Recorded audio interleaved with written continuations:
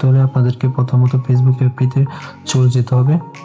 Facebook অ্যাপটিতে চলে যাওয়ার পর আপনারা এই থ্রি ডট মেনুতে যাবেন। থ্রি ডট মেনুতে যাওয়ার পর আপনারা নিচে দেখতে পাবেন সেটিং অ্যান্ড প্রাইভেসি নামে একটা অপশন আছে। এই সেটিং অ্যান্ড প্রাইভেসি অপশনটিতে ক্লিক করবেন।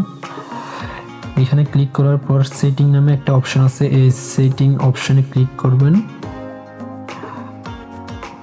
সেটিংয়ে ক্লিক করার পর চলে যাবেন, আপনাদের সামনে একটা অ্যাকাউন্ট সেন্টার নামে একটা অপশন আছে, এখানে ক্লিক করবেন।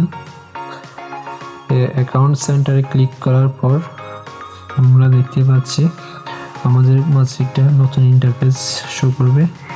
এখানে আমরা দেখতে পাচ্ছি পাসওয়ার্ড এন্ড সিকিউরিটি। এই পাসওয়ার্ড এন্ড সিকিউরিটিতে ক্লিক করব। এখানে ক্লিক করার পর এখানে আমরা দেখতে পাচ্ছি চেঞ্জ পাসওয়ার্ড নামে একটা অপশন আছে, এখানে ক্লিক করব। এখন দেখতে পাচ্ছেন আমাদের সামনে আইডিটা শো করতেছে, আইডিটাতে ক্লিক করব।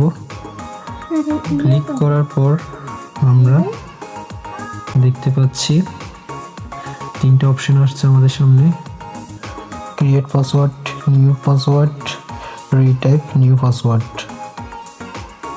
এরপর আমরা ক্রিয়েট পাসওয়ার্ডে আগের যে পাসওয়ার্ডটি ছিল আমাদের ওইটা বসিয়ে দিব এবং নিউ পাসওয়ার্ডে নতুন করে একটা পাসওয়ার্ড দিব।